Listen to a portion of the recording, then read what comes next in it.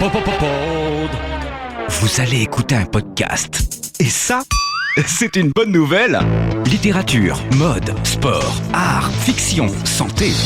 Des centaines de milliers de podcasts sont disponibles. Et il vous faudra une vie pour les écouter. Mais le pod est là. Le meilleur du podcast, c'est sur le pod, en version papier ou numérique. Pour plus d'informations, www.lepod.fr.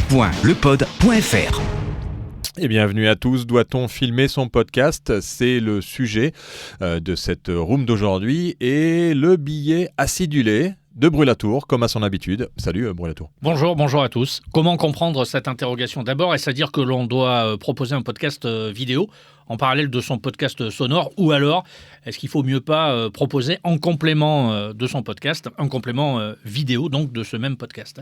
Cette possibilité, elle est très intéressante. Mieux encore, parions qu'elle peut avoir comme effet une hausse de son audience traditionnelle et attirer un autre public, ou plutôt devrais-je dire ici un public davantage qualifié, entre guillemets. L'intérêt de la vidéo n'est plus à démontrer, mais plus elle est brève dans sa durée, mieux c'est aujourd'hui, surtout dans une société où l'on consomme vite fait, bien fait, tout ce qui nous passe sous le museau. Le rapprochement du podcast et de la vidéo, c'est pas forcément le mariage de la carpe et du lapin, c'est un principe, mais quand il y a, vous le savez, un principe, il y a forcément un peu d'exception, beaucoup généralement d'exceptions. L'inconvénient, c'est que la vidéo prend du temps, qu'il s'agit d'un vrai métier, qu'elle alourdit considérablement les tâches. Alors si c'est pas votre métier, vous lancer dans la vidéo s'annonce un peu comme un projet sablonneux, une sorte d'entreprise sisyphéenne. Bon, néanmoins, avec un peu de temps, un peu de créativité, un peu d'originalité, on peut proposer parfois de grandes choses. Alors personnellement, je pense qu'un podcast vidéo n'est rien moins qu'une sorte de clip ou d'un reportage TV. Vous pouvez toujours vous lancer dans l'aventure, seulement vous allez vous éloigner progressivement de ce qui fait l'ADN du podcast. Du son, d'abord du son, toujours du son et encore du son. On est tous d'accord sur ce point, hormis un visuel et quelques éléments rédactionnels. Le podcast, c'est prioritairement du son et donc pas forcément de la vidéo. Ici, on prône depuis longtemps la synergie des outils et des méthodes. Alors, on est persuadé que le titre de votre podcast et que le visuel qui l'accompagne représentent à eux deux plus de 50% de l'engagement de l'auditeur. Cet auditeur vous a trouvé parce que, j'en sais rien, la thématique par exemple ou le sujet que vous lui proposez ont retenu son attention. Et le titre et le visuel de votre podcast, logiquement, devraient faire le reste. Ils vont déclencher la lecture ou le téléchargement. Et c'est souvent grâce au titre ou au visuel que l'audience va être engagée. Si vous ajoutez de la vidéo, c'est encore mieux. En tout cas, ça mérite d'être tenté. Alors, passons aux choses sérieuses, Philippe. Où peut-on ajouter de la vidéo ? Eh bien, personnellement, moi, je suis maintenant persuadé que déposer sur une plateforme un podcast accompagné d'un visuel et d'une simple phrase d'accroche, ça ne suffit plus. Je pense même que cela même pourrait discréditer ou appauvrir votre travail. Et c'est à ce moment qu'intervient notamment la vidéo en complément du podcast. D'abord, et c'est la moindre des choses, et le minimum syndical, il vous faut un site dédié à votre podcast. Vous pouvez vous éparpiller sur 1001 plateformes, mais il faut toujours une solution de repli, une sorte de quartier général, un site dédié donc. Et c'est sur ce site dédié que vous allez continuer à moissonner de l'audience. Les auditeurs ont leur qualité de leurs défauts, vous savez, ils sont très curieux. Et quand ils ne sont pas rassasiés, ça ne leur plaît pas. Et il faut leur donner ce qu'ils veulent en complément de la simple et seule écoute du podcast. Alors je vais terminer avec 5 compléments que je vous donnerais si j'étais à votre place. D'abord du texte, un texte plus fouillé que la seule phrase d'accroche, je vous le disais, ou encore un texte qui explore le sujet du podcast, qu'ils viennent d'écouter ou qu'ils vont écouter. Vous avez donc le choix. Vous pouvez retranscrire simplement d'ailleurs votre podcast ou carrément proposer un article, voire un dossier complet avec des thématiques pas forcément abordées au micro pendant l'enregistrement. 2, des photos. Elles renvoient forcément, elles aussi, au sujet abordé dans votre podcast. Des photos des intervenants, des photos des coulisses, des photos de vous durant l'enregistrement, des photos, et encore des photos. Elles permettent d'illustrer ce que vous dites. Et ça, c'est très important pour l'auditeur, pour qu'il puisse mettre un nom sur un visage ou un fait d'actualité sur un visuel. Quand on fait du son, il faut toujours l'illustrer. Et visuellement, c'est intéressant. 3, des bonus sonores qui n'ont pas été retenus au montage parce que vous devez respecter une durée, parce que ces propos étaient hors sujet ou pas forcément intéressants dans votre podcast, ou parce que certaines séquences ne peuvent être caractérisées comme étant des morceaux dits complémentaires. 4, la vidéo. j'en arrive à cette fameuse vidéo. Alors ici, on ne parle pas de reportage ou de film. D'ailleurs, ce n'est pas forcément dans l'esprit du podcast. Ici, on parle d'images d'illustration. Par exemple, les coulisses de l'enregistrement, une interview filmée de votre invité qui va au-delà du sujet, qui exprime pourquoi il a voulu répondre à votre invitation, pourquoi il recommande votre podcast. Ça, c'est très intéressant. Et puis 5, pour terminer, de la vidéo encore, mais sous une autre forme. Alors pourquoi, par exemple, ne pas vous mettre en scène, en live, donc en vidéo, sur un réseau social, pour simplement débriefer, pour échanger avec les auditeurs, pour fouiller davantage le sujet avec votre invité ou d'autres invités. Les possibilités, vous le voyez, sont nombreuses. Alors à la question, Philippe, doit-on filmer son podcast ? Je réponds oui, mais pas n'importe comment. Il faut le faire intelligemment. Puis souvenez-vous de cette phrase qui dit qu'un travail bien pensé est toujours un travail à moitié réalisé. Ah ben voilà, ça c'est un bon dicton.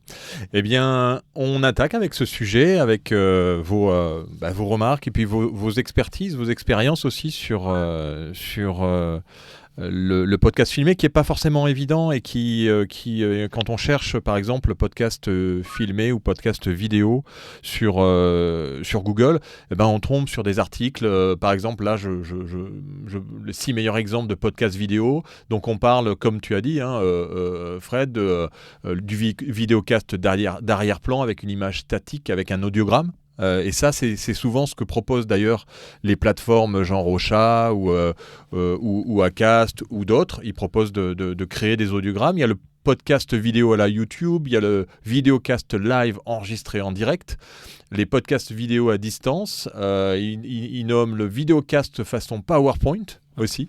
Ça sort des années 80. Ouais.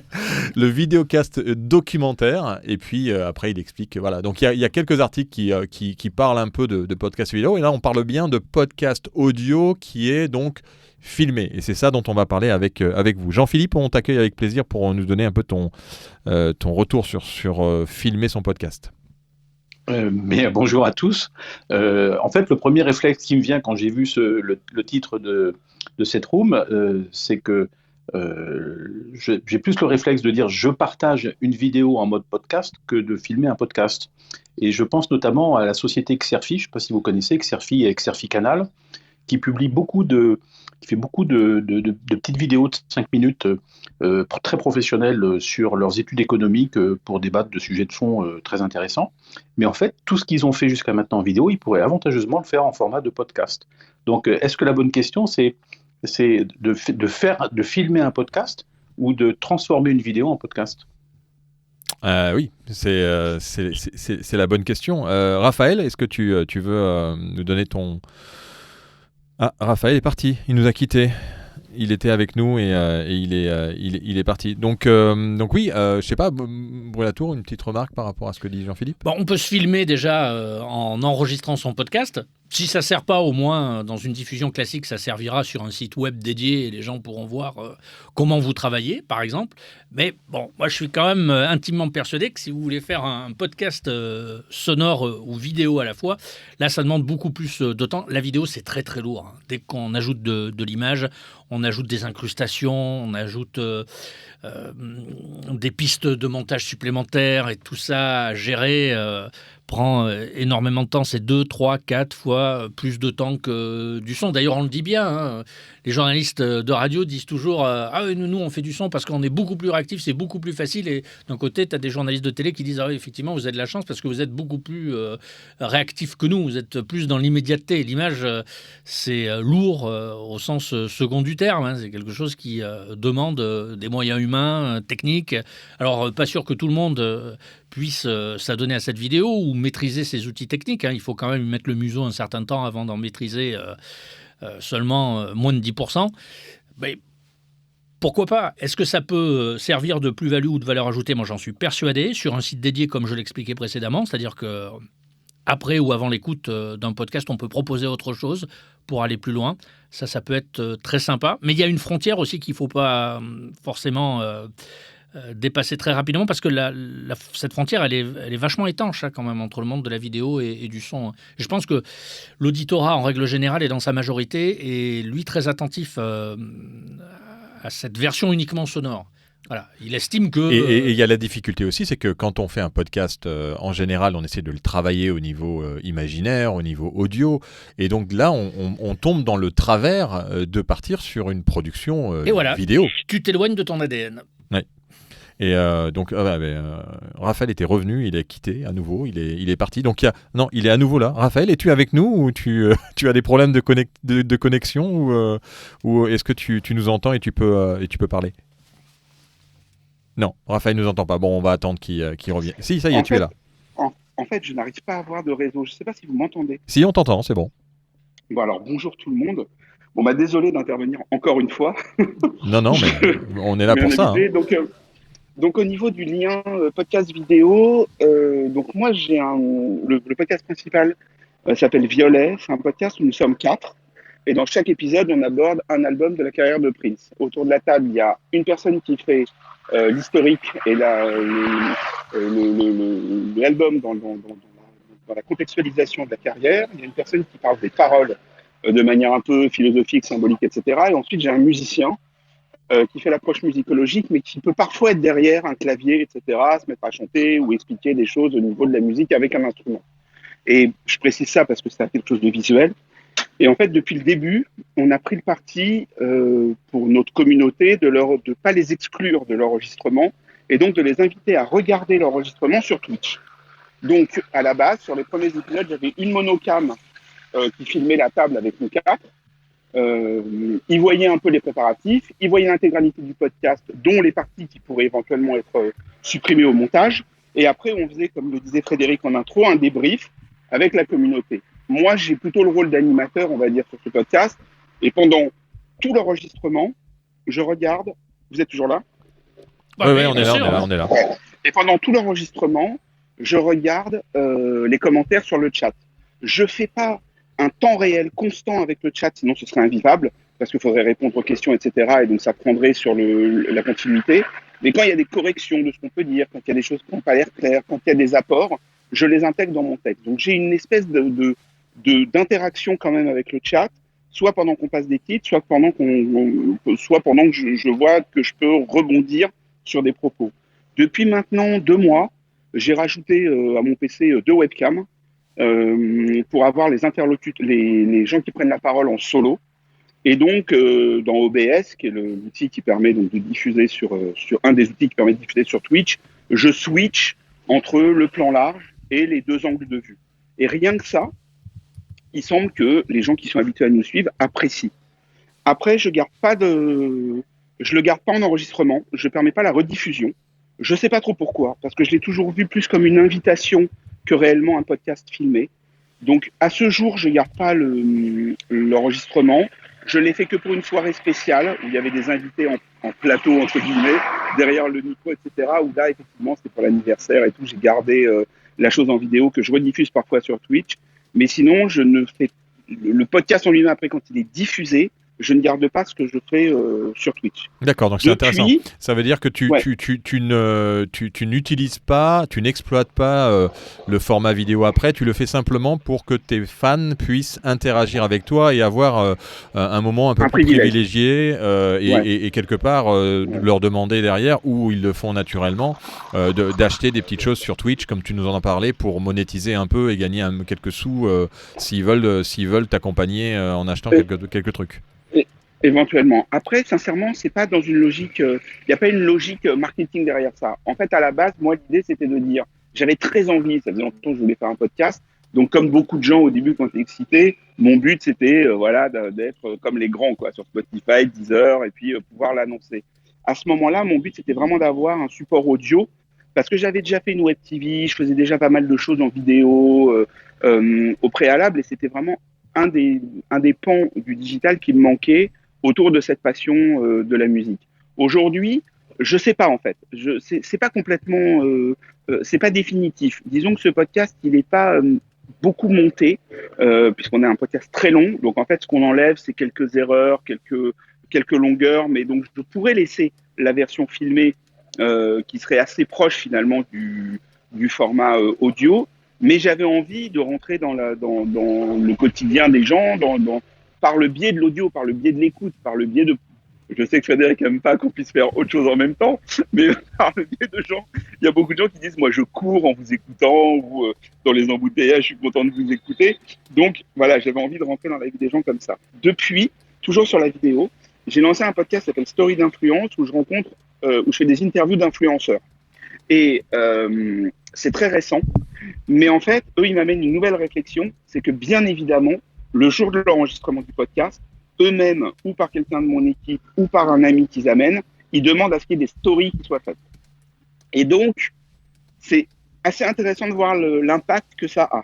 J'en suis qu'à 3 épisodes, on est encore en train de trouver nos marques, mais en fait, hyper vite, ça a donné une forme de visibilité, ça a donné une forme de off. Il y en a qui font des stories avec le son, il y en a qui font des stories où on voit juste la personne parler sans le son. Alors, c'est pas vraiment la vidéo du podcast, évidemment, mais ça amène une interaction, une cohabitation entre la vidéo et le podcast. Et là aussi, est-ce qu'à un moment donné, sur certains influenceurs, je pourrais accepter qu'ils le diffusent en live sur leur communauté? Peut-être.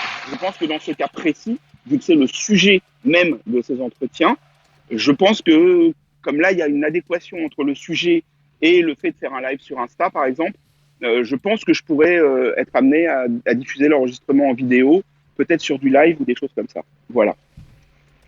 D'accord, c'est intéressant, je suis en train d'aller regarder. Tu les as, toi, mis les vidéos de Story d'influence sur... Non, parce que j'ai été super surpris, en fait. Ça s'est fait hyper vite. Et ils m'ont pris... on est vraiment en train de tâtonner, on débute, il y a des choses vraiment qui sont encore à revoir. Et puis, je suis pas pro, donc il y a encore des problèmes de mixage, il y a encore des choses... Voilà, bon, ça, c'est un autre sujet. Enfin, je comprends jamais pourquoi ce que j'ai dans les oreilles, c'est pas ce que j'ai dans les oreilles après, mais ça, c'est une autre affaire, on en parlera ailleurs. Mais pour le moment, j'en ai mis 3 en ligne et j'en ai enregistré 5. Et c'est le propre des stories, ça reste 24 heures. Donc, ça a un peu disparu. Mais ça m'a amené à réfléchir. Ça m'a amené à réfléchir sur l'interaction vidéo et podcast. Alors ça c'est intéressant, merci Raphaël et puis on ira écouter Story d'influence que je découvre et on invite d'autres personnes à venir monter sur la stage pour partager avec nous leur expérience ou leur vision. Est-ce que vous êtes pour filmer les podcasts? Est-ce que vous l'avez déjà fait? Est-ce que vous avez déjà vu des podcasts qui vous ont intéressé ou qui vous ont interpellé parce qu'ils étaient aussi filmés? Alors c'est vrai qu'il y a différentes manières, on en parlait, de filmer ces podcasts. Il y a bien sûr l'autopromotion que ça peut aussi en apporter, de mettre quelques petits extraits aussi pour faire des teasers. Et j'en parlais tout à l'heure, on a la possibilité de générer des petites vidéos sur les plateformes comme Podcastix ou Ocha ou Acast qui vous permettent de pouvoir le faire. Et puis bien sûr il y a la possibilité, comme disait Raphaël, de filmer. Et c'est vrai qu'il y a des solutions. Enfin, techniquement, aujourd'hui, c'est de plus en plus simple pour filmer ces podcasts. C'est-à-dire qu'il suffit simplement de connecter sur un ordinateur 2 ou 3 caméras USB. Maintenant, il y a des caméras USB qui sont motorisées en plus, sur lesquelles on peut zoomer, qu'on peut contrôler à distance. Nous, c'est ce qu'on fait ici à la Radio House. On a des caméras USB qui sont connectées sur un ordinateur. Et pour filmer, c'est vraiment très simple. Il y a Streamlabs qui vient de sortir de OBS, qui est une petite application complémentaire d'OBS et qui vous permet de contrôler en fait toutes les caméras USB qui sont connectées, même si elles sont connectées en simultané. Nous on en a 4 qui sont connectées sur le même PC et ça vous permet de générer ce qu'on appelle en fait une caméra virtuelle. Et cette caméra virtuelle, après, vous l'envoyez sur n'importe quel outil de streaming, que ce soit Twitch, YouTube, Facebook ou StreamYard. Nous c'est ce qu'on utilise. On utilise StreamYard. Alors attention, Streamlabs, StreamYard, il y a beaucoup de mots qui se ressemblent, mais on fonctionne comme ça, ce qui nous permet de sélectionner la caméra très simplement avec Streamlabs et ensuite de l'envoyer directement réaliser sur StreamYard ou alors sur Facebook Live ou YouTube. Alors, à noter que StreamYard vous permet aussi de multidiffuser. C'est ce qu'on fait, nous, pour les émissions qu'on a ici, quand on a besoin de filmer une émission. Et quand je dis émission, ça peut être un podcast aussi. En fait, ce qu'on fait, c'est que on part sur StreamYard parce que StreamYard permet de multidiffuser sur 8 vers 8 directions simultanées. C'est-à-dire qu'il va vous diffuser sur du LinkedIn Live, sur du Facebook Live, et sur des pages personnelles de YouTube aussi. Donc ça, c'est aussi des choses dont on pourra discuter. C'est la partie technique de filmer son podcast si ça vous intéresse. Et bien entendu, tout ça avec une Rodecaster Pro ou avec une podcast, une PodTrack P8 ou une petite table de mixage pour la partie audio connectée à un PC. Donc avec un PC, 2-3 caméras USB et une bonne connexion Internet, ça c'est quand même si vous voulez faire du live. Mais si vous ne faites pas de live, vous pouvez enregistrer en local directement aussi. On accueille Christophe qui veut parler de ça. Est-ce qu'on doit filmer un podcast ? Est-ce que tu as déjà des expériences positives, négatives, ou est-ce que toi tu le fais pour ton podcast ? Oui, alors bonjour à tous. En fait, je réfléchissais tout haut à l'expérience utilisateur d'un podcast. Après, je ne sais pas comment vous écoutez votre podcast, mais moi, je les écoute au travail et en courant. Donc, en courant, la vidéo, c'est mort, quoi. Parce que Par contre, que le podcast soit augmenté, c'est-à-dire qu'il y ait plus que de la voix dans le podcast, ça me paraît essentiel et je pense qu'il y a beaucoup d'avenir à faire que le podcast soit augmenté à l'intérieur de ce stream audio. Après, non, j'ai jamais essayé de filmer, je le ferai pas parce que on peut pas multiplier les médias à l'infini comme ça et YouTube ou LinkedIn ou les lives, voilà, c'est presque entre guillemets un métier parce qu'il faut s'équiper convenablement, il faut avoir une pièce, il faut avoir de l'éclairage, enfin voilà, donc c'est un investissement assez conséquent si on veut faire les choses bien. Et le podcast, par contre, ce qu'a dit Frédéric, ça je le rejoins tout à fait sur le fait que dans la page du podcast, qui est un maximum de visuels, soit de photos, soit de vidéos. Ça, c'est tout à fait intéressant. Nous, ce qu'on fait, on a un site web et le podcast est mis dans une news. Et là, on augmente le podcast considérablement. Ce qu'on voit, c'est que les auditeurs qui sont abonnés sur les plateformes n'écoutent que le podcast et ne vont pas sur la page web, le trafic ne vient pas. Par contre, le trafic de la page web vient essentiellement de Google sur les mots-clés qu'on a mis. Et là, donc, ça augmente nos auditeurs du podcast et ils regardent les médias qu'on a mis à l'intérieur. Voilà. Après, ça dépend vraiment du podcast et du type de podcast que l'on réalise. Parce qu'il y a des podcasts qui ne se prêtent absolument pas à être filmés et qui sont très compliqués, et notamment si on part sur des podcasts très travaillés en termes de montage audio et d'univers sonore, ça devient après un vrai montage vidéo à réaliser avec des images qu'il faut trouver, donc il y a une vraie production et post-production qui est très lourde à gérer. Par contre, pour les podcasts d'entretien, c'est vrai qu'on peut se poser la question, est-ce qu'il n'y a pas un intérêt à pouvoir filmer à certains moments ces personnes, si elles le désirent aussi, parce qu'il y a aussi ça, il y a l'avantage de l'audio, c'est que c'est anonyme, et qu'il y a plein de podcasts qui ont du succès parce qu'on ne voit pas qui parle et qu'on parle avec des prénoms, ou je pense notamment à des podcasts comme Super Héros ou d'autres podcasts de ce genre où on n'a pas envie forcément d'avoir la vidéo avec, et après il y a la manière de l'écouter.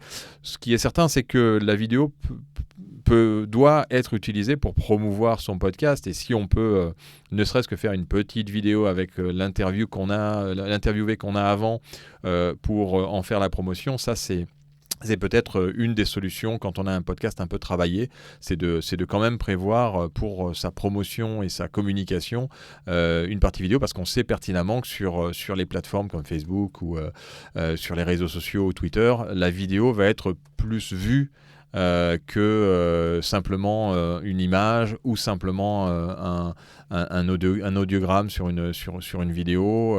Quand on voit quelqu'un et avec éventuellement un sous-titrage qui explique ce qu'on voit, ça attire beaucoup plus l'œil.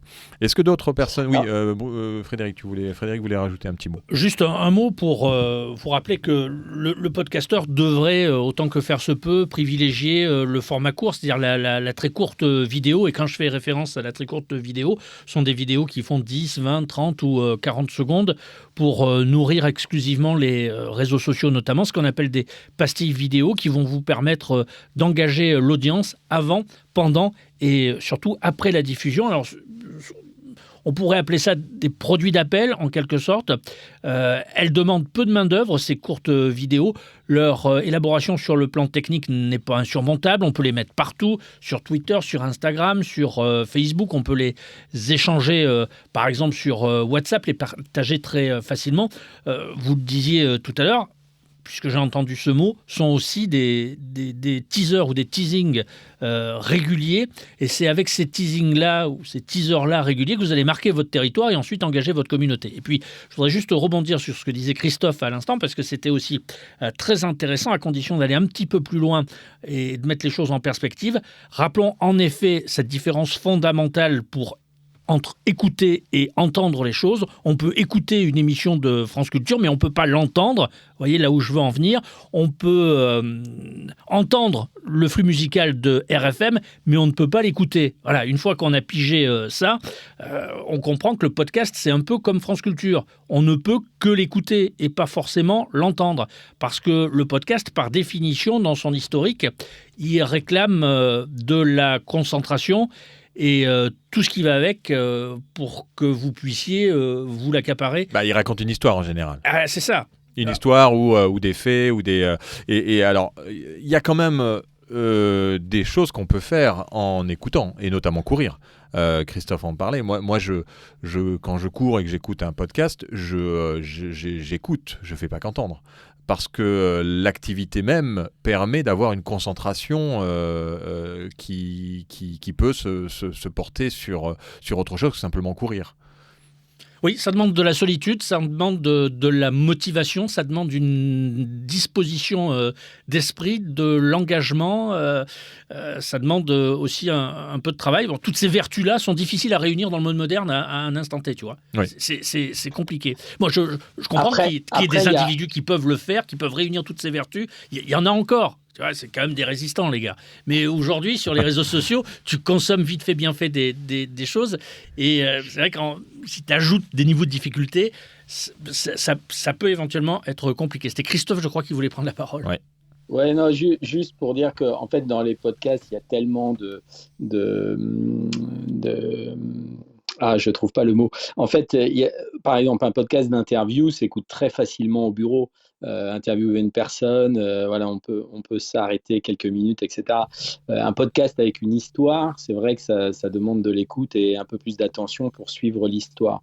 Donc voilà, après, ça dépend du format, du timing. Il y a tellement de choses qui rentrent en compte. Mais Frédéric, je suis entièrement d'accord. Je pense que c'est une très bonne chose de faire du teasing vidéo sur une courte vidéo de 30 à 40 secondes sur les médias sociaux. Là, c'est sûr qu'on attire plus l'attention. Nous, on a mis depuis récemment des audiogrammes avec une photo et un titre, et c'est vrai que ça booste un petit peu l'audience, quoi. Ouais, tu as remarqué ça, et c'est vrai que après on comprend que faire une captation sur un podcast, c'est lourd, comme tu le disais. Il y a vraiment ce côté technique, ce côté aussi cadre. Il faut que ça soit quand même assez joli. Mais ce qu'on peut retenir, c'est donc de peut-être prévoir à chaque podcast, quand vous allez faire vos interviews, bien sûr de faire une photo, parce qu'on a toujours besoin de photos des gens que l'on interviewe pour faire sa petite jaquette, et puis peut-être de penser à faire une petite vidéo. Oui, mais on reviendra un jour, si on a le temps, Philippe, sur cette liste qu'on ne peut pas ne pas avoir sur soi quand on fait du podcast. Par exemple, dans son sac, il faudrait toujours avoir 6 ou 7 piles qui correspondent aux moyens techniques que l'on transporte. Il faudrait toujours avoir un appareil photo, par exemple un micro de remplacement. Vous voyez, je ne peux pas faire mon couteau suisse, quoi. Mais souvent, le couteau suisse, il te sauve la mise, hein, y compris d'ailleurs sur des moments très courts comme ça, épisodiques. Voilà. Il faut être prévoyant. Et on accueille Louisa qui vient pour participer sur la stage. Bonjour Louisa. Bonjour à tous. Je voulais juste rebondir sur le fait de faire des photos.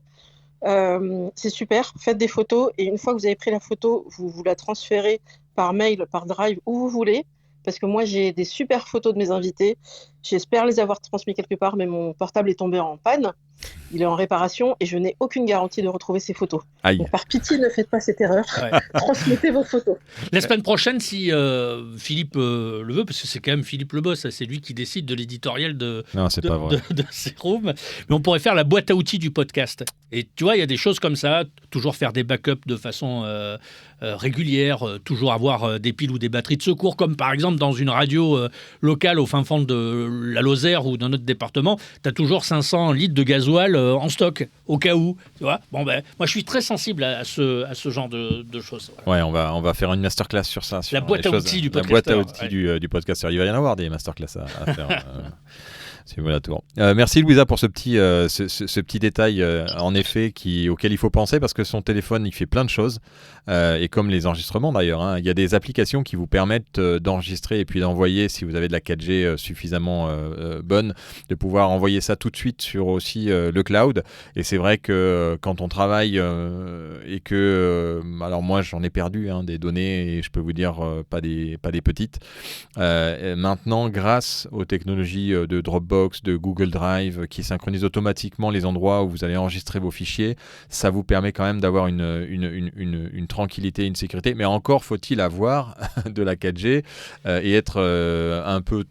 faut un peu configurer quand même son téléphone, même si c'est quand même assez simple et faut utiliser la bonne application pour le faire. Ouais, mais archiver, n'ayez pas peur d'archiver en double, en triple, y compris les moments qui n'ont pas été diffusés, parce que tout ça, un jour, si vous êtes malin, vous allez pouvoir le ressortir sous un autre format parce que finalement vous serez arrivé au bout du bout, parce que cette semaine-là ou ce mois-là vous n'aurez pas forcément de sujet. Pour les fêtes de fin d'année vous pouvez, j'en sais rien, même si ça rime avec la radio à papa, là pour le coup vous pouvez proposer un best-of, une compilation des meilleurs podcasts de l'année, faire un calendrier de l'Avent tous les jours pendant je crois 24 jours, c'est le calendrier de l'Avent, proposer une pastille qui a marqué l'année. Voilà, bon, en décembre pas de podcast, mais en revanche un calendrier de l'Avent sonore. Mais il faut effectivement archiver et ça coûte pas cher d'avoir 1 Tera, 10 Tera chez Dropbox. Souvent c'est le Mac ou l'ordinateur qui ne suit pas. Oui, en général il n'y a plus de stockage sur son ordinateur.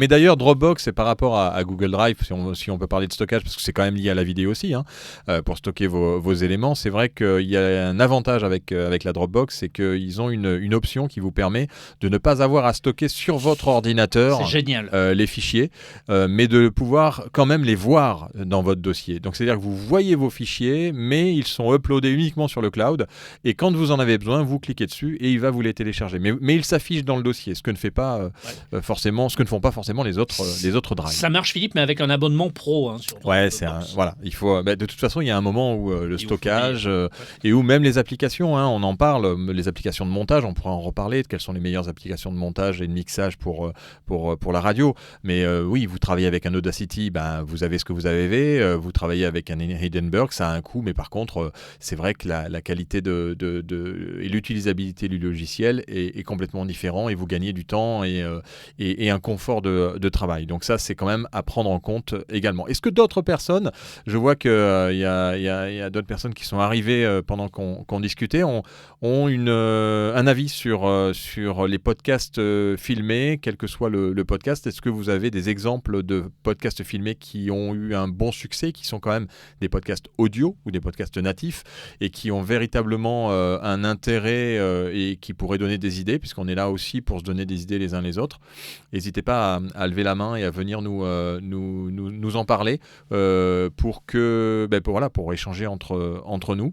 Et puis, Frédéric avait quelque chose à dire. Laurent Deutsch est passé récemment à Brive-la-Gaillarde. Bon, j'ai découvert qu'il avait un podcast vidéo, finalement. On peut dire ça ? Parce que c'est un rendez-vous sur YouTube qui est, je crois, mensuel, qui s'intitule, sauf erreur de ma part, à toute berzingue. Ouais, et pendant 11 minutes, le gars raconte une histoire, vraisemblablement de la ville dans laquelle il se trouve, on va dire grosso modo au doigt mouillé du néolithique jusqu'à la période contemporaine aujourd'hui. Et il fait ça en 11 minutes chrono. Donc les images sont accélérées, tu vois, il y a un rythme, et puis il décompose en 3 parties les 3000 ans d'histoire de cette ville. Et je me suis dit, en le regardant l'autre jour, enfin techniquement ça... C'est un bon produit quand même, quoi, même si ça casse pas 3 pattes à un canard, mais bon, ça a le mérite d'exister. Et je me disais, en regardant ce récit qui s'appelle « À toute berzingue », qui je crois sous un rythme mensuel, je me disais, mais pourquoi il l'adapte pas en podcast, uniquement sonore ? Et en fermant les yeux, je me suis dit, ouais, c'est pas impossible. Voilà, donc pour dire, Philippe, que l'inverse est aussi vrai. On peut finalement passer du podcast à la vidéo, mais de la vidéo, on peut aussi en faire un podcast.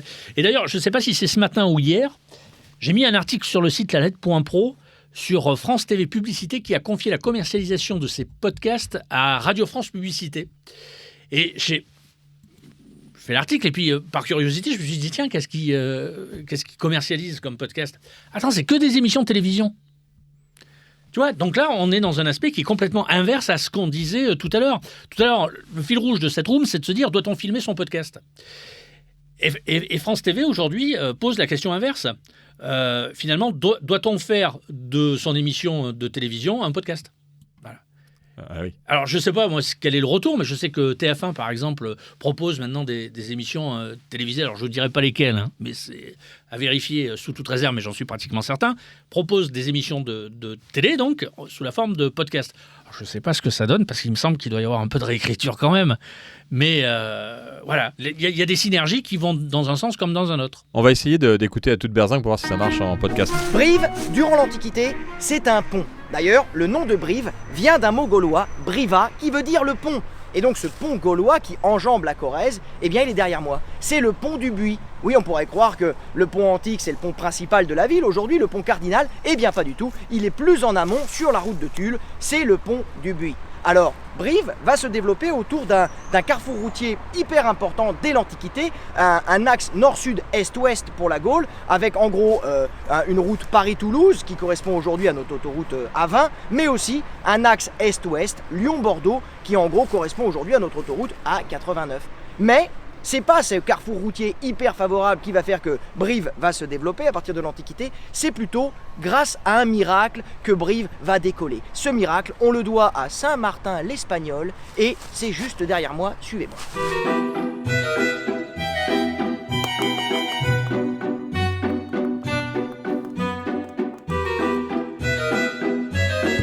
Et oui, l'histoire de Brive va véritablement commencer à la fin de l'Antiquité, au début. Alors on va pas continuer comme ça à j'avais raison. Mais c'est vrai que, alors je sais pas ce que vous en pensez, vous avez entendu l'audio, nous on a vu les images, c'est impressionnant parce que ça marche. Bah oui, voilà, c'est ce que je disais. Alors il faut quand même rappeler que c'est bien écrit.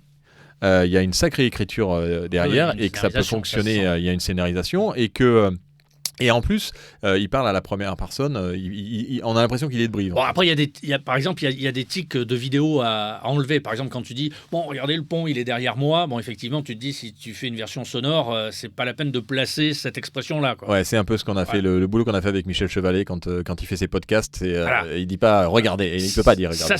Ça, c'est un problème. Mais ça, c'est des tics de langage, des tics qui reviennent dans la bouche de journalistes qui font de la vidéo. Ils sont gommés assez rapidement. Mais tout ça pour dire que le chemin inverse, donc, est lui aussi possible. Des synergies existent dans l'autre sens, c'est-à-dire de passer de la vidéo au podcast uniquement sonore. Allez, qu'est-ce que vous en pensez ? Levez la main, venez participer avec nous sur ce sujet. Je suis sûr que plein de gens... Ah, Denis Florent, je savais qu'il avait un avis sur ça. Salut Denis. Salut, attends, je vais mettre en audio quality propre. En quoi ? En quality propre ? En quality propre. C'est-à-dire que maintenant, ça ne marche plus parce qu'il s'est mis en high definition. Tu m'entends plus? Non, si, ça y est, je t'entends, c'est bon, vas-y. Alors, je voulais te dire, c'est super intéressant l'expérience que vous venez de faire parce que ça confirme ce que moi j'arrête pas de dire partout depuis des années, c'est que la télé très souvent ne fait pas de la télévision, c'est-à-dire qu'elle fait de la radio filmée depuis très longtemps. Ce que je veux dire par là, c'est qu'elle produit énormément de programmes qui peuvent tout à fait être écoutés, c'est-à-dire la consommation de la télé, tu sais, en faisant autre chose dans la pièce, en faisant du repassage, la vaisselle ou que sais-je, sans que la nécessité des images soit vraiment importante. Un exemple concret dont on se souvient tous, c'était Apostrophe dans les années 70. Apostrophe, l'image est un plus, mais elle n'est pas nécessaire à la compréhension du contenu. Le Grand Échiquier, c'était pareil, l'image n'était absolument pas nécessaire. Et il y a tout, si on réfléchit bien et qu'on regarde les productions télé courantes, il y a extrêmement peu de productions télé dans laquelle l'image est un vrai langage. C'est très intéressant et ça en dit énormément sur la télévision. Et donc, ce que tu viens de faire là, c'est une expérience qu'on peut faire avec plein d'émissions. Modulo ce que vient de dire Frédéric sur le fait qu'en effet, quand tu dis « regardez derrière moi », ok, bon c'est un détail, hein. Mais c'est incroyable le nombre d'émissions de télé qui ne sont que de la radio avec des images en illustration, quoi. Voilà, c'était juste ça que je voulais dire parce que ça en dit beaucoup sur cette industrie-là, la leur. Oui, et il cherche la ménagère et la ménagère en général, elle fait quelque chose d'autre pendant que.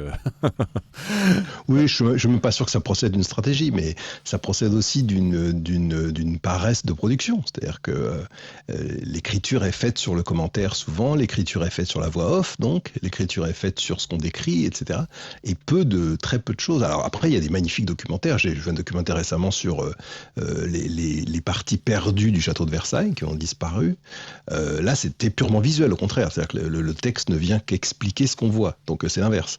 Mais la grande majorité des émissions de télé, ne serait-ce que TPMP, écoutez TPMP le soir, qui est donc un des plus gros succès de la télévision française, c'est de la radio filmée, hein, c'est rien d'autre. Oui, les talk-shows sont plus faciles à écouter en accompagnement que en effet, les émissions ou les documentaires. Les documentaires, c'est un peu plus compliqué. En documentaire animalier, c'est compliqué. Un documentaire animalier s'approche de la Léone. sur les éléphants de Roumanie par exemple. C'est très compliqué. Les loups de Roumanie, c'est très compliqué. C'est des petites histoires inside. Je voulais juste vous dire ça parce que c'était je pense que il y a vraiment quelque chose, et l'expérience que vous venez de faire le démontre une fois de plus. Moi, je le dis depuis des années, mais là, ce qu'on vient d'entendre, ça le démontre. Et la télé, c'est très souvent que de la radio upgradée, quoi. T'as un avis, Denis, sur forcément cette fois-ci l'aspect inverse des choses, faire d'un podcast sonore une vidéo, parce que là, pour le coup, ça demande des moyens qui sont lourds techniquement. Ouais, j'ai un avis parce que j'ai un copain qui le fait ici en Roumanie. Il fait ça, il est très très bon. C'est un animateur radio, mais qui en plus fait un podcast personnel dans lequel il interviewe des gens pour parler de choses profondes et lentement, c'est-à-dire des longs entretiens. Et en effet, il filme. Et c'est extrêmement enrichissant parce que des petits bouts de vidéo servent de teasing pour le podcast long. C'est-à-dire que c'est ce qu'on dit aux radios de faire aussi, hein. Je pense que le petit bout de vidéo sur le bon petit bout de l'interview du morning d'une radio, c'est un outil de promotion extraordinaire qui donne envie d'aller plus loin. Et donc lui, il fait ça, mon pote, là, et ses vidéos sont très soignées, c'est-à-dire que c'est vraiment bien fait. La lumière, je trouve, pourrait être améliorée, mais enfin, quand même, c'est soigné, c'est propre. Il a chaque invité a un SM7, donc lui a un SM7, l'invité a un SM7, donc ça reste une ambiance un peu radio, mais dans un studio qui n'est pas du tout un studio radio, et qui ressemble plus à un appart, quoi. Enfin voilà. Et il y a d'autres exemples. Il y a Bob Belanca, le BLTV, là, qui a lancé son concept, qui avait Bob vous dit toute la vérité. Bob vous dit la vérité, qui a maintenant BLTV. Il a vraiment une captation qui est nickel, mais ça peut être écouté en audio aussi. Hein. Ça, je ne sais pas si on peut trouver un lien avec le podcast, parce que finalement, si le sujet est intéressant, Denis, tu me l'accordes. Peu importe la lumière, le lieu du tournage, au contraire d'ailleurs, je pense que ça peut être aussi une réflexion intéressante. Je pensais à la lumière parce que j'ai par exemple une amie qui a été interviewée récemment et elle n'était pas flattée par la lumière, alors que c'est une fille qui est superbe et dont c'est le métier, elle est mannequin et présentatrice de télé, et là la lumière était vraiment pourrie, et j'ai écrit à mon copain qui fait ça et je lui ai dit c'est pas gentil, quoi, voilà, c'est pas très respectueux, c'est tout, c'est juste ça. Tu sais, c'est la problématique qu'on a entendue aussi aussi très souvent des gens qui venaient dans les mornings de radio et qui arrivent, tu sais, un peu quasiment sortis de pyjama, quoi. Les invités, je veux dire. Et qui n'ont pas envie qu'il y ait des caméras. Ce que je comprends tout à fait. On va refaire ce débat qu'on a fait 50 fois les 20 dernières années, mais t'es invité à une radio, a priori, tu te dis que t'es safe de l'image, quoi. C'est-à-dire que tu peux être mal coiffé, pas maquillé, etc. Bon, et dis-nous quel micro tu utilises. Parce que là, tout le monde est en train de se dire, mais quel micro il utilise ? C'est surtout le traitement de son. C'est un SM7 t'as branché en Bluetooth sur ton iPhone ou t'as fait comment ? Non, c'est le RE20 d'Electro Voice sur la Rodecaster Pro. D'accord, en fantôme. Oh là là, c'est beau ça. Ça donne envie de faire de la radio. Hein. On a l'impression d'être dans une émission de radio quand on entend. Oui. La radio a aussi ses inconvénients. Mais donc voilà, je voulais dire qu'il y a un minimum de respect à avoir envers tes invités. Et quand les invités sont par exemple des acteurs, des actrices de cinéma, de théâtre, donc des gens pour lesquels l'image est importante, puisque c'est ce qu'il est, enfin, sans ironie, au sens positif du mot image, c'est-à-dire voilà, ce qu'il véhicule, je trouve ça un peu violent de les présenter avec une lumière blafarde qui vient d'en haut, qui fait des ombres pourries, sans maquillage, etc. Je trouve que c'est pas respectueux. Voilà, ouais, c'est toute la difficulté d'avoir à filmer son podcast ou son interview, c'est que derrière, il faut avoir, si on veut avoir un résultat assez sympa, un métier. Ça devient vite compliqué, même si, je le rappelle, les outils quand même se démocratisent de plus en plus, se simplifient et qu'on n'est plus obligé de partir sur des connectiques avec du SDI, avec des grosses machines et un ATEM pour brancher ça et pour faire son mixage. C'était quand même très compliqué. Aujourd'hui, on a des outils virtuels et des applications, j'en parlais tout à l'heure, entre Streamlabs, OBS et StreamYard quand on veut rediffuser en direct ou simplement faire du recording. Parce que moi, l'autre jour, on a fait un podcast avec un musicien ici pour faire un podcast audio. On l'a filmé et après, on va s'en servir pour faire de la promo filmée et avec des caméras USB et un mixage très simple, ça fonctionnait vraiment très bien et c'est assez simple. Hein, donc, et le coût total de tout ça, si on prend la Rodecaster, si on prend les caméras USB, les abonnements, on est à quasiment 1000 € au total pour avoir audio, vidéo, tout en un. Donc c'est quand même des tarifs qui sont... Quel genre de caméra tu recommandes en l'occurrence ? Les caméras qu'on a en fait sur... je vais te donner exactement le modèle de la caméra parce que c'est ce qu'on est en train de monter... de monter ça avec un collège ici à Brive et on utilise des caméras, je vais te dire exactement lesquelles puisque ça coûte combien cette caméra ? Elle coûte 4 ou 500 € en USB, donc c'est des caméras qu'on peut motoriser et qui sont contrôlables. Ouais, alors c'est pas de la motorisation avec un petit joystick, hein, attention. C'est des je vous le retrouver. Tiens, je peux aller voir, elles sont juste à côté. Je l'ai pas noté sur mon agenda, mais c'est une question que tu me poses ? Ouais, si tu parles avec Florian, je vais voir le modèle de la caméra si tu veux, c'est juste à côté. Ah oui, non, mais il n'y a pas de souci, moi je peux tenir l'antenne. Hein. Je vais te dire ça, je vais chercher, je vais regarder. Ça serait bien la première fois. Mais pourquoi Florent, tu veux... Florent. Mais attends, mais je comprends pas. Oui. Non mais si, mais sur le téléphone de Philippe en fait ? Non, pas du tout. Non mais faut qu'on vous explique comment on a construit techniquement. Vous êtes en studio, c'est ça ? Exactement, on est dans un studio. Pourquoi tu as un compte ouvert ? Pourquoi il y a une icône Frédéric là ? Alors uniquement parce que Philippe a pris la décision de se dire tiens, ce serait sympa que on voit que tu sois là et c'est la seule façon qu'on ait trouvé pour qu'on voit que je suis ici. Et parce que moi je me disais c'est magique, il parle et ça bouge pas. Mon micro sur Clubhouse est fermé, ce qui est normal parce que si je laisse mon iPhone à côté, il va y avoir bien sûr, un peu de Larsen et beaucoup d'écho. Voilà. Philippe est revenu. Non mais Denis ne comprenait pas pourquoi pourquoi il m'entendait alors que j'ai une barre sur mon micro. Donc je tentais de lui expliquer. Alors en fait c'est des Logitech. Mais non. Si. Ils viennent de sortir une caméra. C'est les Logitech, je vais te dire. Putain, c'est pas vrai, il n'y a même pas de... non, mais... il faudrait un truc qui fasse des bips, il a dit putain. Ouais, c'est vrai. Ah ouais, c'est vrai. Oh, il est énorme. Ah, ça vient pas de chez nous, ça vient de... Denis a un petit clavier, j'imagine, il s'amuse. Voilà, je vais te dire ça tout de suite, puisque je les vois. Alors... Ouais, ça m'intéresse carrément, donc... Oui, non, mais je vais les trouver. C'est la Logitech. Alors... On vous fait vivre ça en direct. Notez chez vous si vous êtes intéressé. Et juste après une page en couleur, on saura quelle est la référence de la Logitech. Ouais, c'est ça, c'est un peu... Une page en couleur. Tu connais pas cette expression ? Non. C'était comme ça qu'André Arnaud, dans le Trésor d'Europe 1, annonçait les pages de pub. C'est la PTZ Pro, en fait. PTZ Pro. Ouais. Oui, Frédéric, il disait une page en couleur pour annoncer une page de pub. Ouais. Voilà, donc alors, c'est la PTZ Pro. Elle est tu peux la trouver. Alors moi, j'ai trouvé à 500 €. Après, ça dépend sur quel site tu la commandes. Ouais, je la vois. Ouais. Et donc, alors, on utilise. Elle a une petite télécommande avec 3 presets, ce qui fait que tu peux utiliser cette télécommande. Mais surtout, tu as un logiciel de Logitech qui te permet de contrôler plusieurs caméras en simultané. Et tu as vraiment la balance des blancs. Tu peux tout calculer. Tu peux la faire bouger. Donc, quand tu es sur un plan, il y a la PTZ Pro 2, j'ai vu là. Ouais, il y a la Pro 2 aussi, mais la Pro, elle est vraiment, elle fonctionne vraiment bien, et c'est ce qu'on utilise, et ça permet en fait quand tu changes de plan, tu prépares ton autre plan si tu veux faire une autre valeur de plan, et tu peux utiliser ça, et tu peux en mettre 2, 3. Nous on en a 2 dans le studio plus 2 autres Logitech qui sont connectés sur le même PC. On utilise Streamlabs pour créer la caméra virtuelle.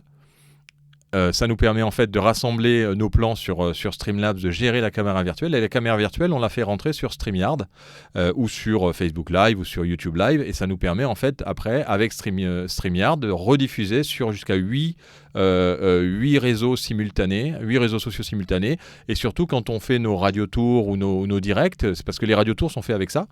Quand on fait nos radio-tours, ça nous permet de pouvoir aussi chatter avec les gens et d'avoir un seul endroit pour récupérer tous les chats.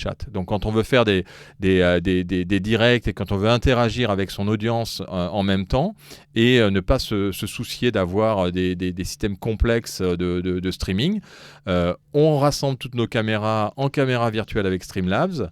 On rediffuse ensuite, la caméra virtuelle monte comme une caméra sur StreamYard et StreamYard rediffuse sur les 8 plateformes que l'on veut, dont des plateformes RTMP classiques. Et donc on rediffuse aussi sur Connectonaire par ce biais-là. Donc ça nous permet Streamlabs, c'est un équivalent d'OBS, c'est ça ? Non, c'est OBS qui fait ça. Streamlabs, en fait, c'est OBS qui a créé un petit logiciel gratuit que tu peux même lancer de ton téléphone portable et qui te permet de créer une caméra virtuelle. Et ça, c'est ce que... Alors, OBS le fait aussi, mais OBS, c'est déjà plus lourd. Streamlabs est beaucoup plus simple en termes de config, mais tu peux quand même importer pas mal de choses. Par contre, si tu veux streamer en direct sur les réseaux sociaux avec Streamlabs, faut payer. Mais si tu ne veux pas streamer avec Streamlabs, tu veux simplement générer une caméra virtuelle et ensuite renvoyer cette caméra vers un autre outil de streaming comme StreamYard. L'avantage de StreamYard, c'est que lui, il rediffuse après sur d'autres plateformes. Alors que Streamlabs, lui, tu peux diffuser gratuitement sur une plateforme, mais dès que tu veux multi-diffuser, il te fait payer. Donc en fait, c'est et StreamYard. Très intéressant, monsieur Chapeau. StreamYard te permet en plus de faire de l'habillage par-dessus quand vous voulez monter. Donc moi, j'étais seul. Je pourrais vous montrer les résultats si vous voulez, mais enfin, vous allez sur le site de la Radio House. On a fait un direct avec la préfète. On fait tout sur StreamYard avec Streamlabs. Et quand vous voyez le résultat, c'est bluffant. Alors, on est dans un studio radio, mais on peut faire ça avec une Rodecaster Pro ou avec une Zoom PodTrack P8, peu importe, ou n'importe quel autre système. Mais ces caméras-là sur un PC avec StreamYard et Streamlabs, honnêtement, c'est vraiment bluffant. Et StreamYard, c'est 25 € par mois. Streamlabs c'est gratuit et puis c'est tout quoi. Et derrière il y a plus qu'à filmer et interagir avec son audience. Mais encore une fois, faut-il avoir un podcast qui s'y prête. Voilà. Aujourd'hui on nous appelle les gars de France 3. Voilà. Donc c'est bien pour dire. On est devenus les maîtres de la vidéo. Allez, on fait monter Thierry qui voulait réagir. Thierry, si ça marche. Voilà, Thierry, bienvenue. Juste dire qu'il est possible de partir à l'envers. Personnellement aussi, je suis issu de la radio au siècle dernier, puis de la télévision. Lorsque le confinement est arrivé, et comme je suis conférencier ou que j'anime également énormément d'événements, j'ai installé un studio télé sur mon bureau. selon une autre configuration que celle qui vient d'être donnée. C'est une configuration beaucoup plus tournée vers l'image d'abord. Donc les caméras valent 1 200 €, etc., etc. Mais tout ça, c'est parce que c'était pour des événements. Peux-tu nous donner les références des caméras, Thierry ? Pardon ? Peux-tu nous donner les références des caméras ? Oui, bien sûr, tout à fait. Moi, je suis parti sur la technologie Blackmagic. Vous irez voir le site, c'est Blackmagic Design. C'est des caméras de cinéma, oui. Donc, ce sont des caméras cinéma qui sont 4K, qui vous donnent la définition la meilleure d'aujourd'hui. Ils viennent de sortir des 8K. Personnellement, attendez, moi aussi, je suis en train de regarder de près. Après, avec ça, il faut un ATEM, donc il faut quand même connecter les caméras à un ATEM. Il y a toute une logique quand même technique derrière qui n'est pas simple. C'est une autre technologie. Donc, derrière, il faut l'ATEM Pro. L'ATEM Pro, en clair, pour tout le monde, c'est la régie image. Mais la régie image même, même si elle est très simplifiée, elle est encore complexe parce que vous allez ajouter du PowerPoint, vous allez ajouter des fonds d'écran, vous allez ajouter beaucoup de choses à l'image. Du coup, il vous faut des Stream Deck. Stream Deck sur lesquels vous ramenez l'ensemble des fonctionnalités à 2 ou 3 pièces, 2 ou 3 boutons essentiels. Et avec ça, effectivement, vous pouvez piloter toute une régie image tout seul. La difficulté de ça, Thierry, c'est qu'il faut un technicien à temps plein pour gérer ça. Enfin, derrière, moi j'en ai déjà fait la production en ATEM. Vous êtes tout seul, c'est-à-dire que vous animez et vous gérez vous-même la partie technique. Oui. Mais simplement, je dis bien, c'est possible parce que j'ai tout ramené sur les Stream Deck. C'est-à-dire, encore une fois, j'ai 12 touches à partir de quoi je fais tout. Oui, c'est alors les Stream Deck, pour ceux qui ne connaissent pas, en fait, c'est un petit boîtier que l'on connecte en USB sur son ordinateur qui vous permet d'avoir des raccourcis qui s'affichent où vous mettez, par exemple, caméra 2, caméra 3 ou lancer le navigateur ou lancer n'importe quelle application et qui va vous l'ouvrir et donc ça simplifie en fait la gestion en effet quand c'est bien configuré d'un système qui peut être lourd. Alors il est lourd en fait à installer, après à exploiter, il peut être facilité avec la Stream Deck, tout à fait. Ouais. Tout ce que je voulais dire, merci beaucoup Philippe, tout ce que je voulais dire c'est que voilà, personnellement j'ai fait le chemin inverse. À partir du moment où on a ça, et alors dans les micros, je me suis permis d'avoir des Neumann exceptionnels. Ici je suis avec mon smartphone, mais du coup ça me permet de faire des podcasts de grande qualité. Voilà, mais c'est tout ce que je voulais partager. Bien, alors tes podcasts que tu fais, donc comment s'appellent-ils ? Est-ce que tu peux nous en parler un peu rapidement pour qu'on aille voir ça et qu'on te découvre aussi ? Et pour l'instant, je n'ai aucun podcast. Encore. Ah, donc tu as du super matériel, mais tu n'as pas de podcast. Bon, il va falloir en créer un. Il va falloir en créer un. Alors, dès que tu en as créé un, on est preneur pour aller voir ça. Est-ce que d'autres personnes dans la room désirent, avant qu'on clôture cette room, je rappelle à ceux qui ne connaissent pas le club Le Pod, j'ai oublié bien sûr de configurer la room dans le club de Le Pod, mais vous pouvez chercher le club Le Pod, ça s'appelle lepod.club, vous cherchez dans le moteur de recherche de Clubhouse et vous trouverez notre club pour nous rejoindre. Et si je vois qu'il y a pas mal de gens qui ne nous suivent pas dans la room, si vous désirez recevoir et connaître et découvrir notre magazine Le Pod, qui est un magazine de sélection de podcasts assez qualitatif, on peut vous en envoyer un exemplaire par la poste. Il suffit que vous alliez faire un petit tour sur www.lepod.club. CLUB, c'est l'extension .club, et vous arrivez sur un site où d'ailleurs on vous invite aussi, si vous voulez faire partie du collectif Pod, à vous inscrire pour le 27 mai à 17h, et plus bas vous avez un petit formulaire où vous pouvez laisser vos coordonnées et on vous envoie un magazine par la poste gratuitement. Si vous ne connaissez pas le magazine Le Pod, vous êtes les bienvenus à aller sur www.lepod.club, et on en envoie même en Roumanie. Ça c'est pour Denis. Non, mais je le lis en PDF, moi. Il est magnifique, ce magazine.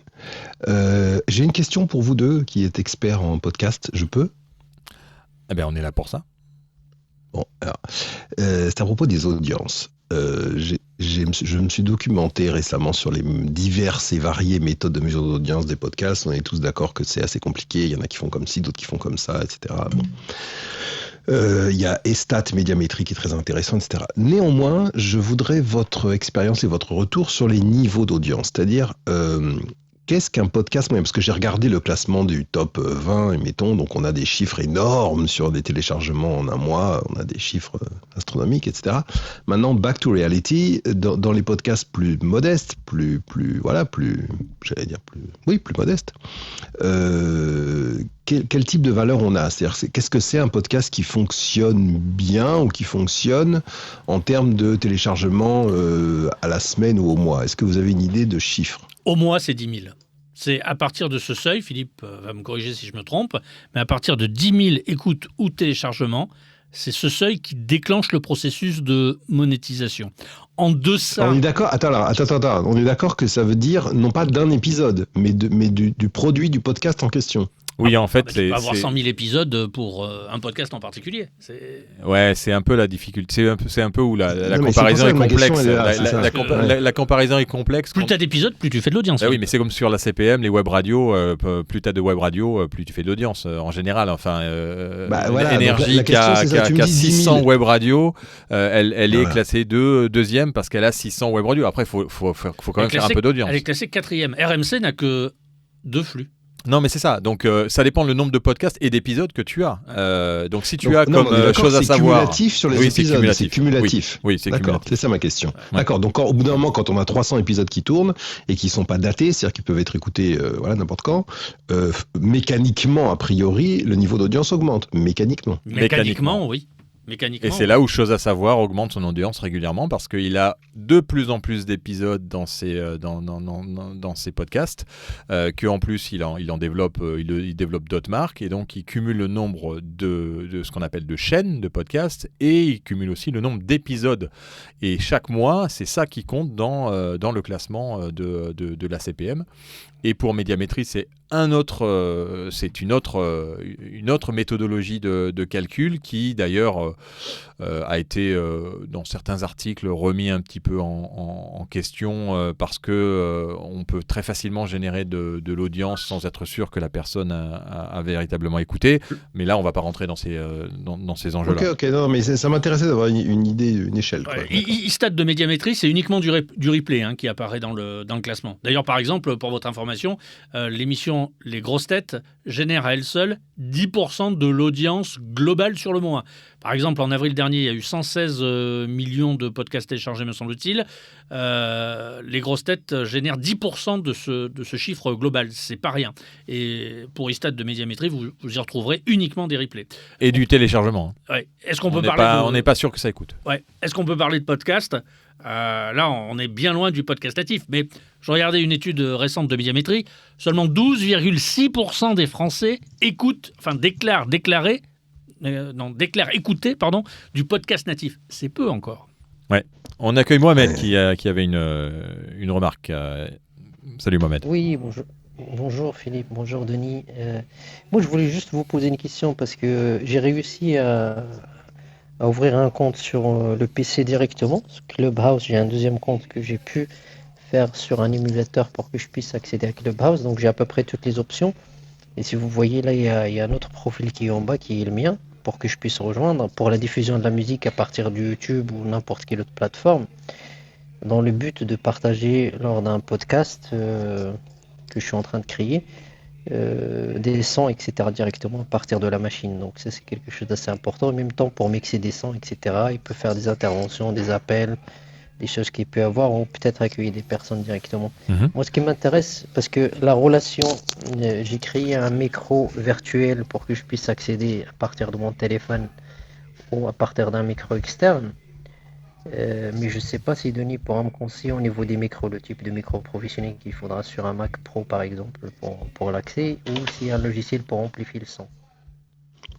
Alors, en termes de micro, tout dépend de la pièce dans laquelle tu te trouves. L'idéal étant d'avoir un micro le plus directif possible quand même.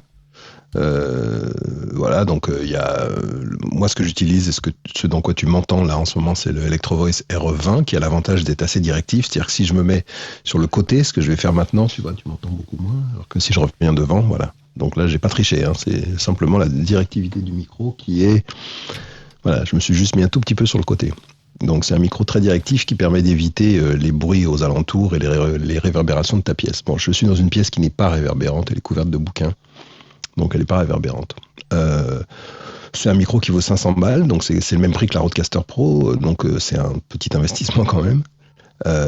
Mais c'est un micro qui est ultra solide, qui pourra durer 20 ou 30 ans sans avoir le moindre problème et qui peut supporter de la pression acoustique très forte, puisqu'il est fait pour ça. Il a été conçu pour le pied de la grosse caisse dans les batteries, pour le pied, quoi.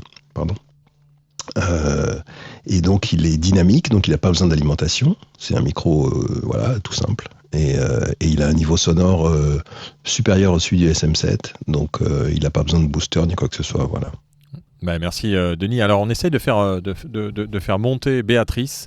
Béatrice, si tu peux simplement désactiver ta main et la réactiver, parce que on n'arrive pas à te faire monter sur la stage. On a vu que tu as levé la main, mais ça ne fonctionne pas. Ou alors elle ferme son application et la réouvre automatiquement. Ouais, peut-être de fermer l'appli, de revenir si tu voulais avoir une remarque. Donc Mohamed, je ne sais pas si Denis a bien répondu à ta question. Après, ça va dépendre vraiment du cadre d'utilisation que tu as dans ta pièce, parce qu'il y a des micros en effet qui vont être... tu vas avoir par exemple des micros, si tu as vraiment tu es bien fermé et tu veux faire de l'ASMR, tu as des petits micros USB, ça dépend si tu cherches de l'USB ou si tu cherches du XLR. Par exemple, moins cher que les micros de Denis, il y a le traditionnel SM7 utilisé en radio, mais il faudra lui mettre derrière un DBX, on est d'accord. Voilà, c'est un peu le... Voilà. Un DBX, il y en a quand même pour un billet de 200, 250. Ouais, 185. Ouais, 180. Ouais. Et un SM7 alors attention, parce que si tu utilises la Rodecaster, t'as pas besoin, il est dedans, il est intégré le DBX. Hein. Oui, donc, c'est l'avantage de ces petites voilà. Consoles-là, c'est qu'ils intègrent en général des traitements. Voilà, moi j'ai fait pas mal de tests dessus sur le matos qui est à l'intérieur. Franchement, c'est bon. C'est-à-dire que les processeurs qui sont à l'intérieur de la Rodecaster, si vous savez un peu triturer et tout, ou même avec simplement les réglages de base, franchement, c'est de la très très bonne qualité. Ouais, voilà, faut savoir un tout petit peu faire, parce que là ils ont ouvert les presets avant, ce qui n'était pas le cas sur la Rodecaster Pro. On pouvait pas faire grand chose, et là avec simplement des mises à jour tout en gardant le même hardware, ils ont réussi à faire pas mal de choses quand on s'y connaît, mais il faut s'y connaître un peu, parce que dès que tu branches un micro, que tu t'y connais pas et que tu actives toutes les fonctionnalités, tu te perds vite et ça sonne pas très très bon en général, hein, quand on se perd dans les menus.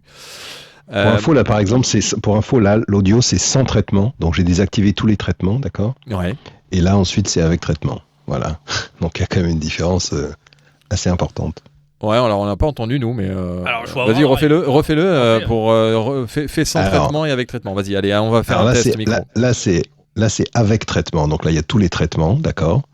C'est avec traitement, et là, c'est sans traitement. Voilà. C'est-à-dire que moi, je ne sais pas ce que vous entendez, vous, mais là, c'est beaucoup plus médium. Il y a plus de... Il y a moins de puissance, quoi. Il y a moins de... Probablement, il y a moins de profondeur, il y a moins de coffre, peut-être. Il y a moins de coffre, voilà. Et maintenant, je remets, voilà. Et là, c'est avec traitement, voilà. Ah oui. Là, on est plus sur... Après... Là, on est plus sur RFM. Auparavant, on était un peu plus sur FIP. Voilà. Ouais, c'est ça. Non, mais après, tu peux aussi faire comme ça. Ce que j'explique quand on enseigne aux animateurs, on fait comme ça. On dit, alors tu vois, là, il n'y a pas de traitement, c'est bizarre. Et là, quand je mets, il y a le traitement. C'est très bizarre.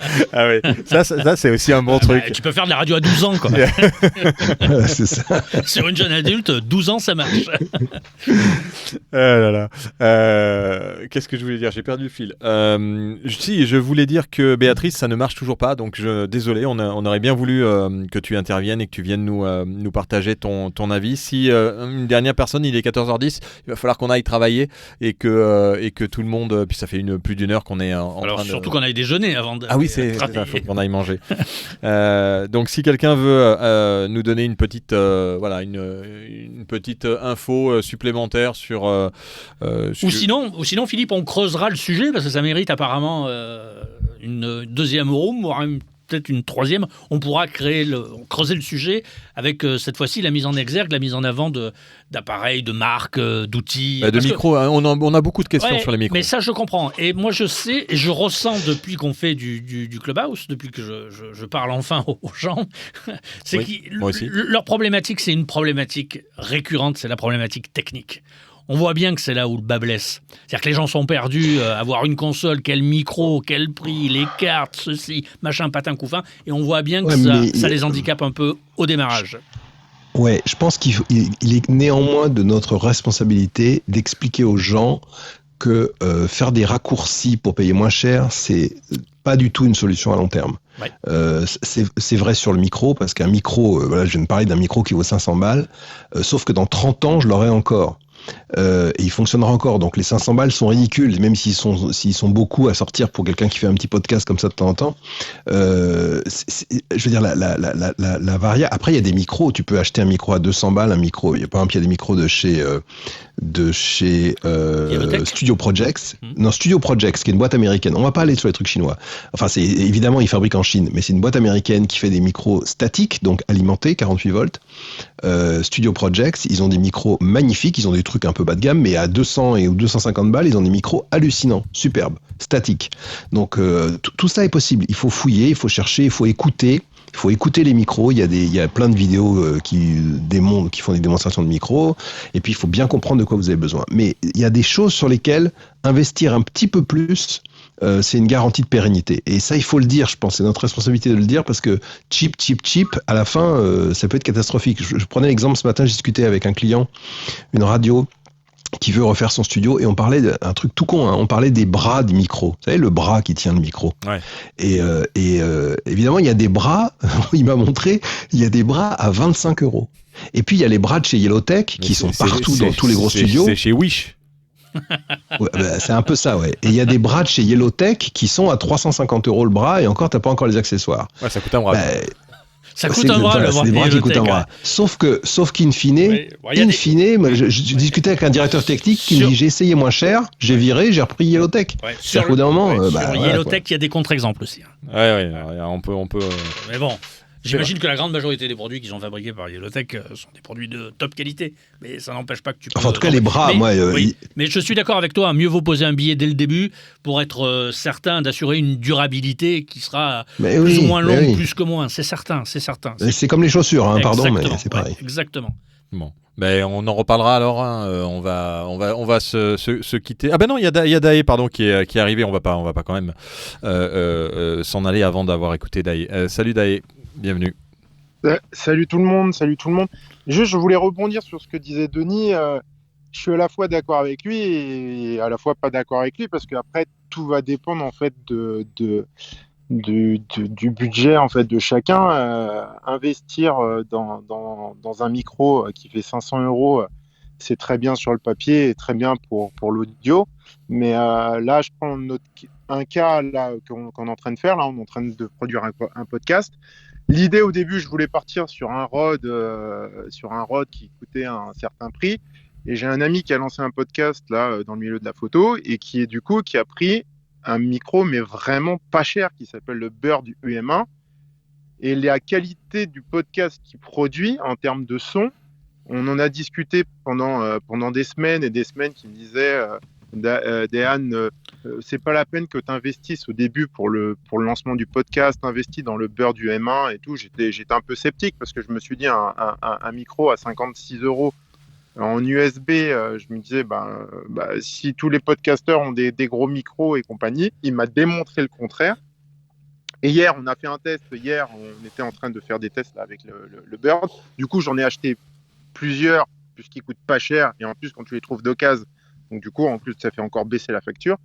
Et franchement, pour ceux qui commencent à faire des podcasts, je trouve que c'est largement et amplement suffisant. Après, tout dépend après de la notoriété du podcast.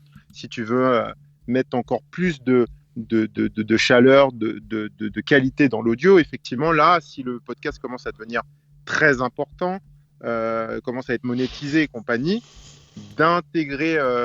d'investir un peu plus. Mais au début, on sait très bien que tous ceux qui lancent des podcasts le font à fond perdu. Aujourd'hui, les gens à côté, ils ont un boulot et compagnie. Un podcast, au début, ça part sur une passion ou une idée. Et les gens, ils n'ont pas 500 € ou 300 € ou 1000 € à mettre avec une table de mixage et compagnie.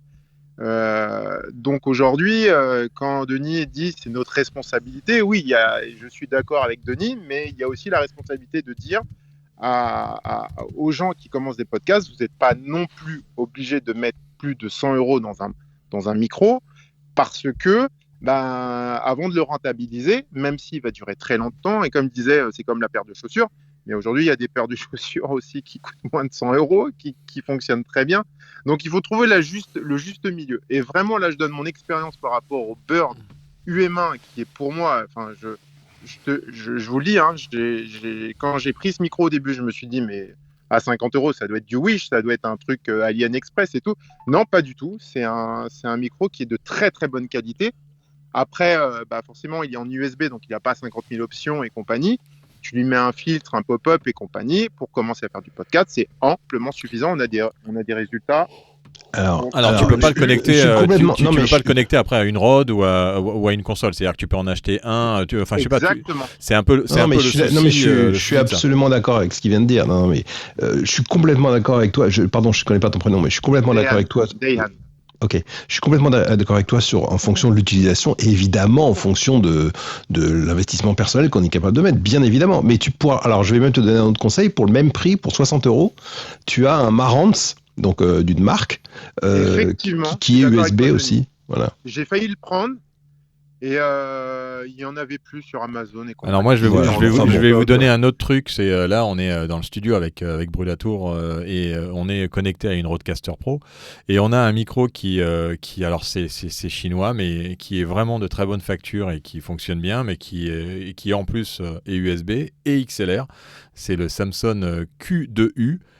Et il a des résultats assez surprenants. Ça coûte combien ce micro? Ça coûte 70 €. Ah oui, c'est pas cher. Non, mais je pense qu'il faut plus dire c'est chinois parce que aujourd'hui c'est un peu comme les montres. Les fausses montres chinoises étaient il y a 20 ans une douce blague. Aujourd'hui, les fausses montres chinoises, c'est-à-dire les copies, sont d'une qualité absolument incroyable. En tout cas, les mécanismes.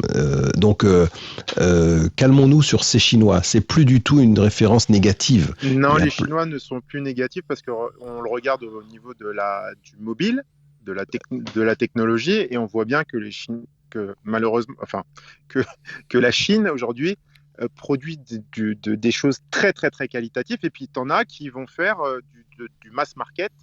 Oui, c'est différent. Voilà, ils vont faire du mass market et forcément produire avec une qualité moindre. Mais c'est vrai que... Non, mais toute la clé dans le Made in China, toute la clé, c'est le quality control. Donc, quand l'entreprise commanditaire fait du quality control, c'est pour ça que j'insistais sur les micros Studio Projects, parce que la boîte est à Merlock et que, étant américaine, elle a sa réputation américaine. C'est un peu comme Apple avec les iPhones. Ils sont tous fabriqués en Chine, mais il y a un quality control américain.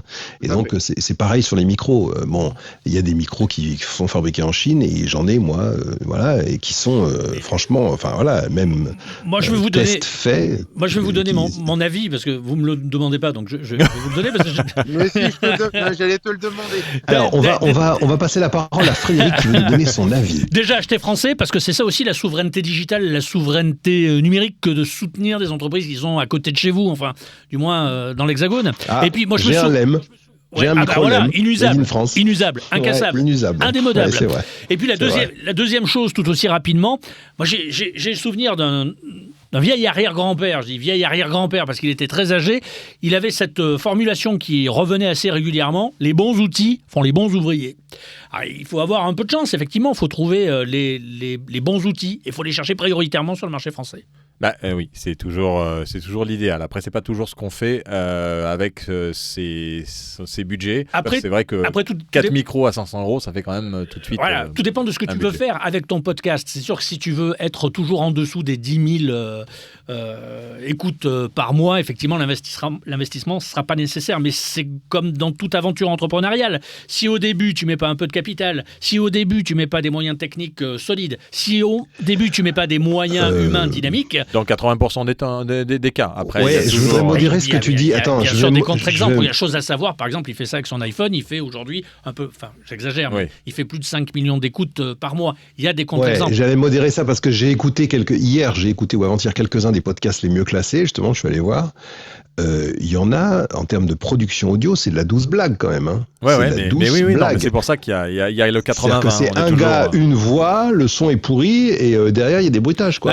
Mais dans les années 70, les gens en France, ils mettaient des camerguez. On n'a jamais compris pourquoi ils optaient pour ce genre de bottes camerguez. Voilà, et pourtant ça s'est bien vendu, c'était pas topissime. Bon, effectivement, là aussi, il y a des contre-exemples sur le marché du podcast français. C'est comme ça, mais grosso modo, si tu mets pas un billet pour entamer une production solide, professionnel au sens propre du terme, moi, ça me semble être sablonneux. Mais après, je pense que tout le monde tend à ça. On est tous d'accord. Sauf que on est un peu sorti du sujet de la vidéo. Vrai, mais on est un peu sorti aussi du format de la durée. Mais ça, c'est pas grave. Ça, on a le droit. C'est à cause de Denis. Mais c'est toujours à cause de Denis. C'est comme les affrontements en Israël, c'est de ma faute. Je voulais simplement dire quand même que ton expérience est vachement intéressante parce que tu l'as faite dans le sens qui est le bon, c'est-à-dire t'as demandé, quelqu'un t'a dit regarde, j'utilise ce micro-là, il vaut 50 balles et franchement il le fait. T'en as acheté un, t'as écouté, t'as dit je vais en acheter 4 ou 5. Bon, et ben ça c'est, je pense que c'est aussi ce qu'il faut conseiller aux gens de faire, c'est-à-dire de croire leurs propres oreilles. Ouais, absolument. C'est surtout quand tu entends la qualité audio du podcast et après tu te dis forcément il y a une ligne médiane. Si lui arrive à faire quelque chose de qualitatif avec ce type de micro qui coûte moins de 50 €, enfin de 56 €, tu te dis effectivement pour commencer, autant mieux investir dans quelque chose d'abordable et puis après avec le temps, si jamais tu commences à avoir un peu plus de moyens et compagnie, commencer à investir parce que ce que dit Frédéric, je le comprends tout à fait, mais aujourd'hui, avec la conjoncture actuelle, avec ce qui se passe avec la pandémie, aujourd'hui, les gens ont soit beaucoup moins de moyens et ils veulent se lancer dans le podcast. On ne peut pas leur conseiller investis, mets un billet, mets plus de 200 € dans ton micro pour commencer, alors qu'il y a des alternatives aujourd'hui qui sont très bien pour commencer. Oui, moi j'en connais qui ont commencé avec leur iPhone et qui ont eu un succès et qui après ont réussi à avoir d'autres micros. Je pense qu'encore une fois, on le sait, on l'a répété dans beaucoup de rooms, lancer un podcast, c'est d'abord l'envie, la passion, la motivation pour un podcast natif. Après, quand vous partez sur les grosses productions, on est dans un autre domaine. Après, si ça doit marcher, ça marchera parce que le sujet aussi sera engageant. Vous allez pouvoir engager une audience parce que les gens vont vous suivre, vous allez créer une communauté. Donc, on est quand même assez loin de l'aspect strictement technique des choses. Voilà. Exactement. Eh bien, on vous remercie vraiment pour... Quel room! Ouais, après, il y a aussi des questions pratiques, pardon, je vous laisse finir, mais quand on écoute Cerno, donc l'anti-enquête, vu qu'il est quasiment tout le temps en déplacement, il va pas se trimballer avec un Neumann. Son micro, c'est j'imagine un cravate ou un petit machin qui tient à la main, etc. Ah voilà, c'est un lemme, c'est encore mieux. Donc voilà, il y a aussi ça, la nécessité de la réalité par rapport à ce que tu produis et comment tu le produis. Il a un zoom et un lemme. Bah voilà, parfait. Donc un zoom à 500 € et un lemme à 500 €. Il aime faire un jeu de mots balourd, mais il aime les podcasts, il aime... Le lemme, c'était le micro de Daniel Gilbert, il faut rappeler. Ouais, le lemme, c'est incassable. Hein. Si vous avez la possibilité d'en acheter un, c'est un micro qui est toujours fabriqué français. Français, monsieur. Et que les grands reporters utilisent et qui est quasiment incassable et qui, on peut mettre il peut pleuvoir dessus, il peut y avoir du sable, il peut y avoir tout ce qu'on veut, ça fonctionne. Donc c'est assez surprenant. 300 balles quand même, il me semble. Ouais, enfin un peu plus même, entre 300 et 500 je pense. Et ben voilà, on entend... Tu trouves les vieux, ouais, on trouve des vieux qui viennent de la SFP. Ouais, ou de Radio France. Merci beaucoup à tous et à toutes. On va aller se sustenter avec Frédéric. Allons-nous sustenter alors. On a un peu faim. Ah oui, ça m'étonnait pas. C'est la Marseillaise. Il nous joue la Marseillaise. Allez, on terminera là-dessus. Merci, on va lancer notre jingle. Merci tout le monde, à bientôt. Merci tout le monde. Ciao. Allez, le jingle, et puis vous retrouverez ça bien sûr en podcast. Ceux qui ne sont pas abonnés à notre club, rejoignez-nous, le pod.club, j'en perds mon latin. Et si vous voulez recevoir un magazine du pod par la poste, www.lepod.club, CLUB, et laissez vos coordonnées, on vous envoie ça par la poste. Le prochain numéro sort à la fin du mois, ça va être top. Allez, merci à tous, bye et à lundi, ciao. Oh les cœurs. Vous allez écouter un podcast. Et ça, c'est une bonne nouvelle. Littérature, mode, sport, art, fiction, santé. Des centaines de milliers de podcasts sont disponibles. Et il vous faudra une vie pour les écouter. Mais le pod est là. Le meilleur du podcast, c'est sur le pod, en version papier ou numérique. Pour plus d'informations, www.lepod.fr.